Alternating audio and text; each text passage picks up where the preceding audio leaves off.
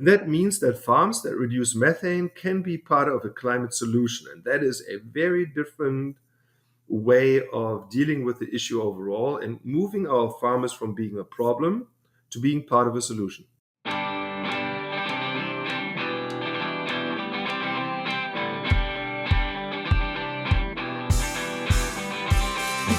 Welcome to the Feed Science Podcast, brought to you by Wisenetics.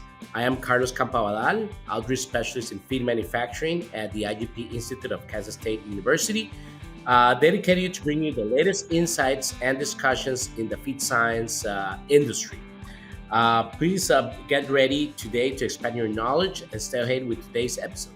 So today it is a great pleasure to introduce you to our guest today, Dr. Frank Mitloehner, who is a professor at the University of California, Davis. Dr. Mitloehner, it's a pleasure to have you here and here in our Feed Science podcast. And if you can just pretty much just start so our audience can get to know who you are, uh, can tell you a little bit about your career because I was reading a little bit about it on your CV, and for in my case, it is a very interesting. So welcome. Sure. Well, thank you for having me. My name is Frank Mitloehner, and I grew up in Germany, lived there for 27 years, did my master in agriculture engineering at the University of Leipzig, then moved to Texas Tech University, where I did my PhD. And after about 5 years in Texas, I moved to Davis, California, where I continued with a professorship in animal science as an air quality specialist. So I study the environmental impact of livestock and ways to reduce those impacts. Last but not least, I'm also the director of a sustainability center at UC Davis called the Clear Center. And here we do both research and communications around sustainability issues in animal agriculture. Well, and that's great. I was reading a little bit about your institute, and that for me, for my background, the feed science and the feed manufacturing industry, sustainability is a very important thing.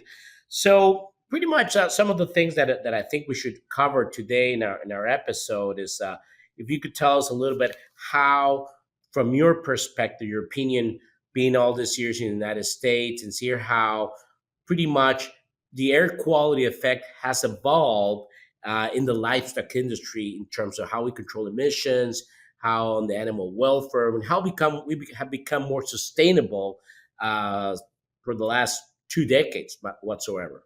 So when I did my PhD several decades ago, sustainability was a curse word.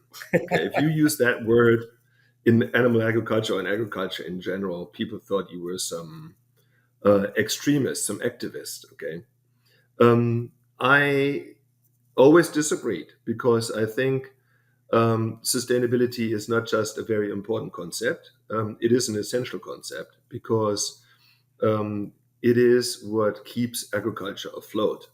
If you're not sustainable in the way that you treat your animals, the way you house your animals, the way you deal with the environment, the way you deal with your workers, you just think about that, attracting and retaining a qualified workforce. If you're not sustainable with your finances, then you're not sustainable. You won't stay in business. It's that simple.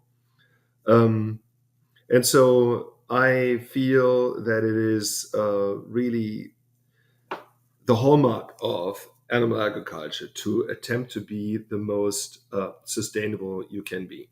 And I have seen huge improvements in animal welfare, huge improvements in reducing impacts on air, water, and climate, improvements in dealing with workforces. Unfortunately, I have seen little improvements on the finance side.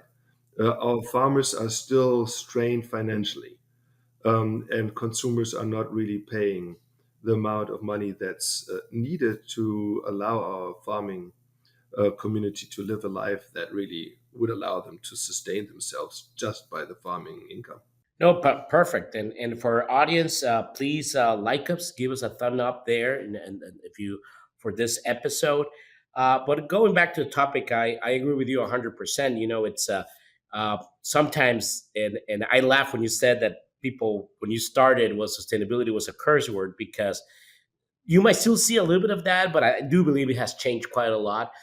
I see that sustainability is many things, like you mentioned, and the finance is something that definitely I didn't think about it, but it is they do deserve the specific amount of earnings on that sense. So um, in terms of the environmental perspective, can you tell us a little bit more about the work that you have done related to the air quality linked to this sustainability?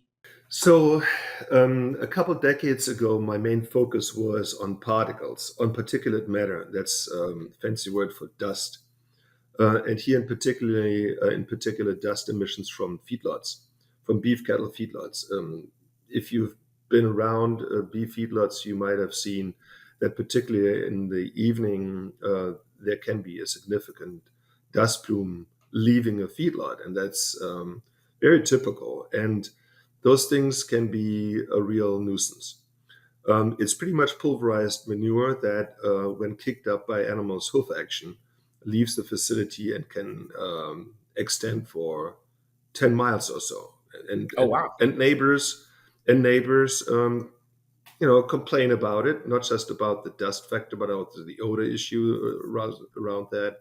So I studied that for quite a while, then looked at other criteria pollutants such as ammonia, hydrogen sulfide, and so on. But over the last few years, another topic has bubbled up to the top, and by far, that is the most important one in animal agriculture and the greatest Achilles heel in animal agriculture as well, and that's greenhouse gases. And here in particular, the issue of methane and nitrous oxide. Animal agriculture is a major source for methane, and methane is a potent greenhouse gas. It's almost 30 times more potent in trapping heat from the sun than CO2 is, carbon dioxide. And the main source of methane is what we call enteric emissions, and that's what the animals belch out, as well as the animal manure. And here we do a lot of research into finding out feed formulations that minimize the issue, or feed additives that suppress those microbes that produce methane. We also look into breeding, whether breeding of low methane producing animals can make a difference. We are looking at manure interventions, and we are finding that there are many different tools that can be filled into the toolbox of the farmer, depending upon what he or she is most comfortable with, to reduce methane substantially. And here's why that's important. In contrast to other greenhouse gases, methane is short lived. Okay, all the others are long lived, but methane is short lived, and that is because there is another molecule in the air that kills methane, that destroys it. If we, in addition to the natural destruction of methane, reduce it through feed additives, through breeding, through manure treatment, and so on, then we can replenish less methane than is naturally destroyed. And that means the methane now goes down, and with it, the warming goes down. And that means that farms that reduce methane can be part of a climate solution. And that is a very different way of dealing with the issue overall and moving our farmers from being a problem to being part of a solution. So you switch the angle the other way, and that's of course that's fantastic, and that's what research is for. And I think this type of work is very important all around the world, not only here in the United States. Being said that, can you detail a little bit when you mentioned that non-methane animals? Can go a little bit more in detail for our audience to, and then for myself too, to understand that a little bit more in the specifically. So, what is really good news is that methane is a heritable trait. The mother cow passes it on to her daughter. And there are animals that are naturally higher methane producing than others. And there are now genomic tests. You can take a snip out of the ear and test whether a given animal is a high or low methane producing animal. And then you can take those animals that are low methane producing animals for breeding and not use the high methane producing animals. What's interesting about this is that this methane trait is not linked to performance. So it's not the case that a low methane producing animals would produce less milk or have fewer components in the milk. But all other variables held constant, a low methane producing animal can be selected and lead, if you do this herd wise, can lead to 30% lower methane emissions from your dairy herd. 30. That's a lot. And will this low methane producing animals will be also linked to? You said it comes genetically, but is that linked also with specific breeds on the, let's say, on a dairy cow and a beef cattle? Uh, let's say I have a beef cattle Hereford or a Dew Angus, will or is within the whole breed itself. So for now, this work has been done for dairy cows and not for beef animals. The reason why there's a difference is because we have much more ways of sampling dairy animals because we milk them 2 or 3 times a day. And there are milk traits that are correlated to enteric methane. And that is how these tests were developed on the dairy side. For the beef side, I've talked to numerous of the breeding associations about the need to develop an EPD, so a predictive parameter for enteric methane. And I know that they are now working on this. Okay, for the big breeds, the Angus, the Hereford, and other associations, we need an EPD that stands for expected progeny differences, an EPD predictor for enteric methane so that we can not just select animals based on things such as ribeye area and marbling and scrotal circumference, but also based on methane. That is a very interesting approach because you do it once and it has a permanent impact. You don't have to do something day in, day out. You do it once, and once your herd is changed, boom, that topic is gone. Wow, I'll call that high quality research, high tech, because it is important. And I live here in Kansas, and as you might know, Kansas is a beef cattle producing state. Not dairy, not that much, but it's still the impact will be fantastic for all this region in the Midwest overall and in the world. And one of the reasons why this is important for you is because on the beef side, the greatest emitter within the value chain is the mama cow, the cow-calf operation. Ah, okay. And because the animals roam around freely and you don't have daily access to them, you are limited with respect to what you can do to reduce emissions. But breeding is one of those. Okay, breeding is one of those. Another one is in the future there will likely be a vaccine for methane. Oh, wow. So that could also be an interesting approach where you vaccinate animals once or twice in a year, and then you don't have to deal with that topic anymore. And the reason why that might matter to producers is because if you can get carbon credits for something like this, be paid for it, and show that you have reduced emissions, why wouldn't you? That's right. That's very, very important. And for our audience, please, if you have any questions, please write them there in our comment section, and we'll be sure to get them to meet Dr. Mitloehner to answer later. But going back to the topic, I think this is something very interesting, and that's definitely very important for the environment, sustainability, and many things. Um, can you comment a little bit? I know you're doing your work there at UC Davis and you have your institute, but how's the rest of the world doing? There's countries that produce a lot of dairy products in Europe, New Zealand, for example, and others. But how's their approach in this same matter of methane and all what they're doing for compared to what we do here? There are a couple of countries that really stick out. One of them is New Zealand, you mentioned it. Another one is Ireland. Another one is Uruguay. These countries have a very significant interest in this topic because the livestock industry plays such a big role to their respective Economies. economies. You can imagine in New Zealand, let's say, livestock emissions make up half of their carbon footprint as a country. Same is true in Ireland and in Uruguay. So they need to fix this. They need to figure out solutions for their respective countries and fix it. And they are working hard on it. Other countries don't really care much.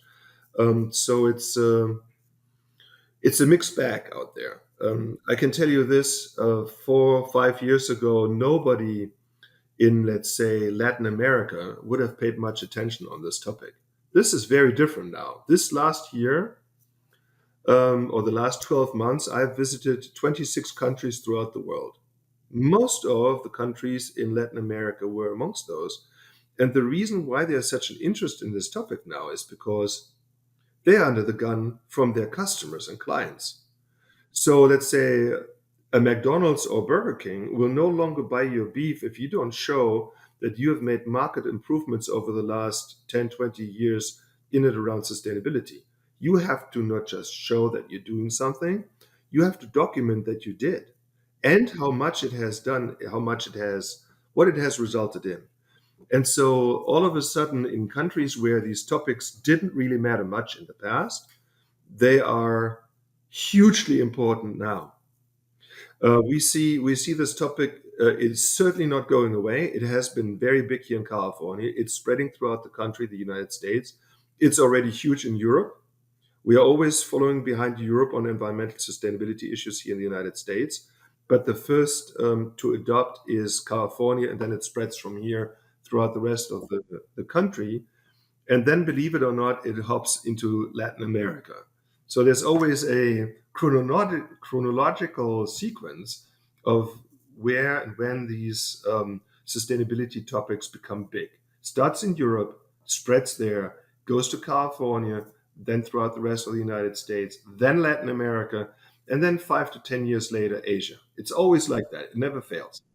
And I come from Latin America. I'm originally from Costa Rica, and there's some important dairy production. So I'm very happy that hopefully people are following more there. What you just mentioned, and it is very interesting. I had the opportunity to work from the sustainability more into the processors or U.S. soybeans and other commodities, and it's kind of like the same. The customers are demanding, and you see that, and at the end of the day people think about it, the perception is always complications, but at the end of the day, we're doing something to make the world better, and we have to also feed the world. So this combination is a little bit more very important overall. And of course, our audience out there, if you learn something today, please share the video on that. As I mentioned, Frank, a lot of our audience is from Latin America, so I'm pretty sure they're very happy to hear all of this.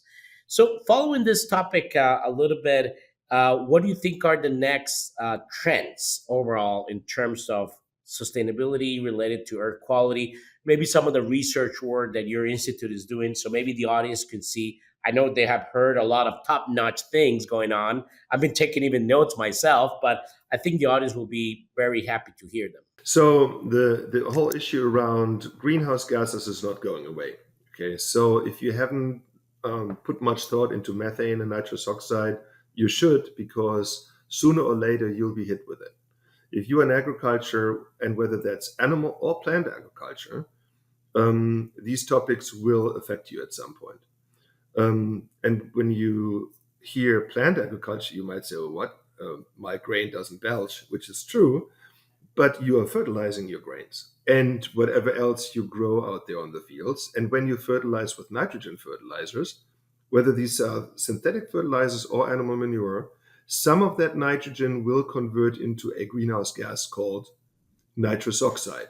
And nitrous oxide is much more potent than even methane.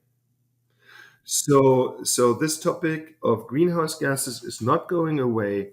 Take it seriously, and look up what you can do to position yourself to first find out how big of an issue it is for your farm or ranch or operation, and what the best tools are that you can use in order to mitigate.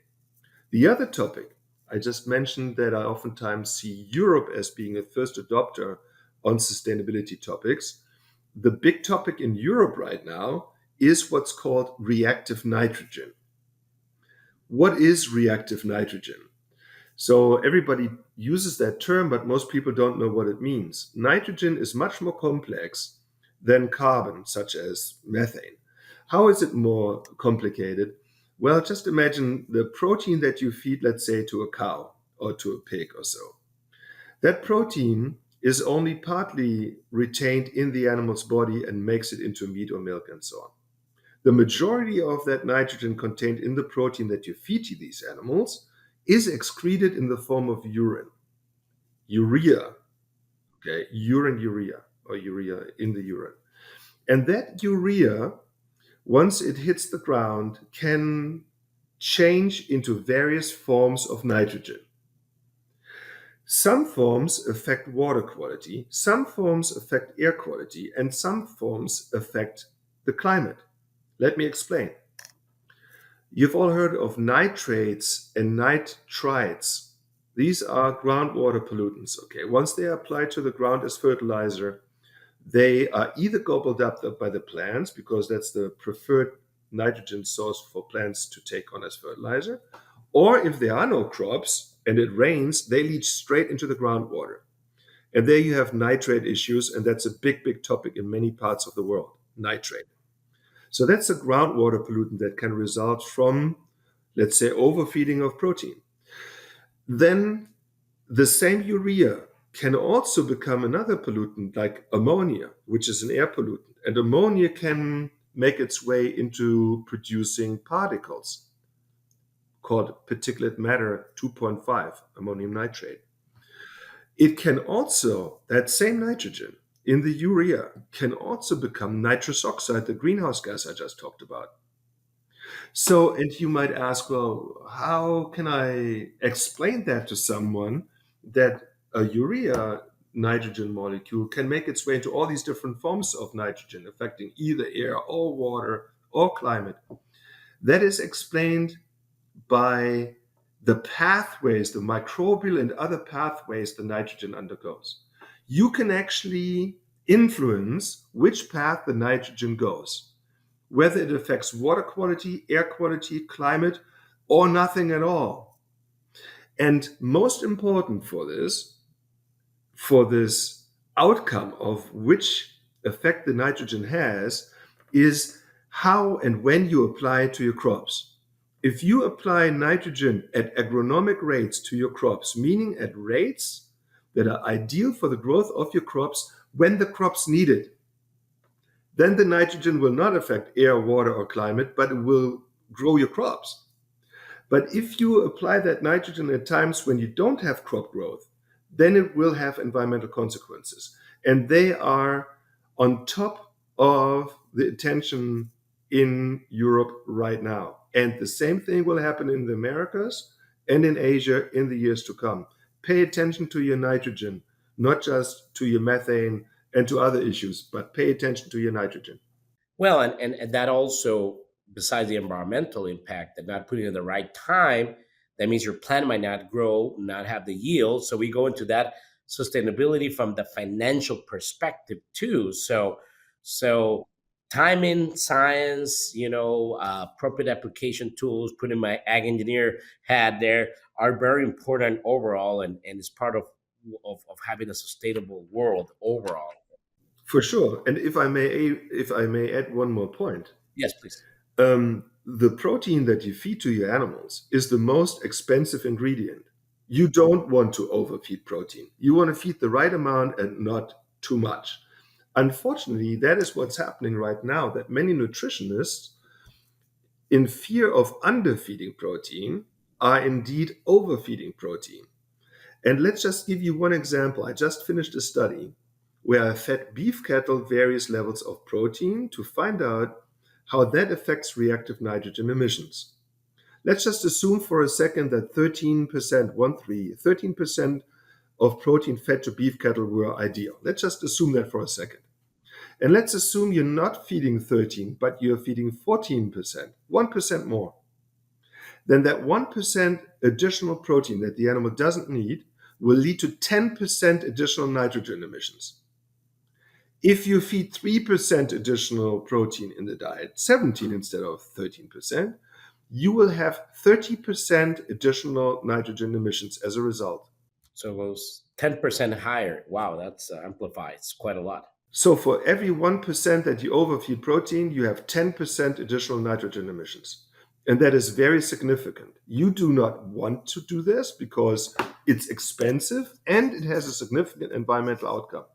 That's right. And my background is feed operations, but you do see a lot of, especially in the formulation and the nutrition to, like you said, overcompensate protein, not to have to get to the right levels. And there's an operation perspective too. I know what some people do it, but talking to my colleagues on the pet food side of things, that sometimes a lot of them say, hey, we over give our dogs or cats protein on their feed, and then eventually it will go into their urine. And and a lot of them, of course, there's many issues because of that too. I mean, not as the scale of animal production, but it's very important to keep that in mind. So no, this is great information, and from that sense, and uh, just to kind of like as we come into the end of our program, but I think this is great information. Can you detail us a little bit some of the overall outcomes and future work of your institute, and so our audience can go and reach out and look and be more interested, since you mentioned also that you do a lot of work of research and communications on it. Half of the CLEAR Center that I'm directing is specialized in conducting research on feed emissions, on animal emissions, on manure emissions, and ways to reducing those emissions. We also do work around optimizing animal welfare. Sometimes we do work around exposure of workers on farms to pollutants and how to minimize that. Yes, that's very important. So that research is only good if we take it out into the real world. Research that we don't communicate is not very useful. Unfortunately, most of my colleagues are doing just that. They're doing research, they publish it in a peer reviewed paper, and then they pat themselves on the shoulder for a job great done. And of course, we are doing that too, but we are not stopping there. But we are taking that information and we are breaking it down in ways people who need to know it can understand. And this is really critically important. My father passed away 5 years ago. And before he passed away, he said a sentence to me that I'll never forget. It sounds trivial, but it is really meaningful to me. He said to me, Frank, do good things and talk about them. That's a good message. And what he meant by that is that the work that we do has to be communicated, not so that people pat you on the shoulders, but so that this work really has an impact in the real world. And if there's one thing that people in agriculture are chronically bad at, it's communication. It's telling our story.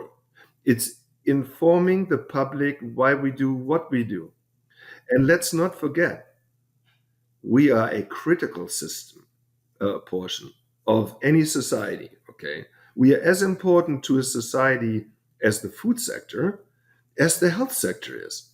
We're as important as doctors and nurses because we are the ones producing the food everybody puts into their mouths every day. But for some reason, while doctors and nurses are highly regarded, farmers are not. And we have to ask ourselves, why not? One of the reasons is the lack of communication, and that has to change. And I, for my side, have decided to make that change. So the CLEAR Center at UC Davis, clear.ucdavis.edu, is a resource that I hope you check out. You will find dozens of explainers on topics you might have heard about but never really understood. For example, what's soil carbon sequestration? Or how do cows affect the climate? What's real, what's not real? You will find blogs, you will find YouTube videos, and so on. You will see responses of my center to some of the media reporting that's out there that's oftentimes very largely discussed, widely discussed, broadly discussed, but not accurate. And you will see how we are correcting some of the narrative that is maybe well intended, but not well informed. I agree with that phrase. That's very important. Well intended, but not well informed. It's time for our famous three.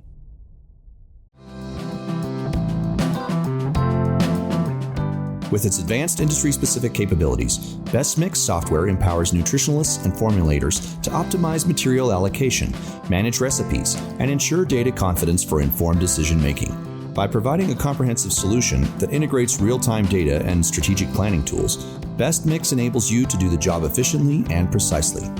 Focus on your core job and let Best Mix do the rest. This is great information. As we wrap up, Any other resource that you would recommend our audience to learn more about this, like a book or a website or something specifically? It could be even an online course. Somebody that wants to deepen their knowledge in all this topic. I would say, just to make it simple, if you were to go to this webpage I just cited, clear.ucdavis.edu, you will find so many references there.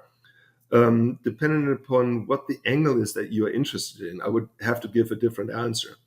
But depending on what your interest is, you can go there and then branch out into the direction that you're interested in, whether that's animal manure or enteric emissions, or whether it's crop emissions or mitigation, any of those topics we're dealing with.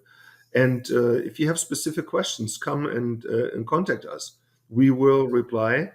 We are also on the road a lot. I already told you in this last year alone, I visited 26 different countries. And the reason is that these topics are hot.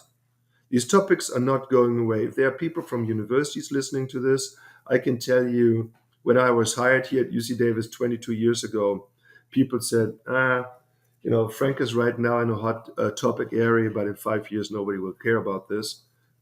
I tell you, they were so wrong. This topic has become only one thing: hot, hotter, and hottest. And it has been sizzling. And that's not always a good thing, okay? I have to tell you that too. Because when you investigate this kind of stuff and when you communicate it, then there will be people who don't like that because they have an aversion toward animal agriculture. If you step into the sphere, you can get burned. But if you don't step into the sphere, well, then our entire sector gets burned, and I don't think we deserve that.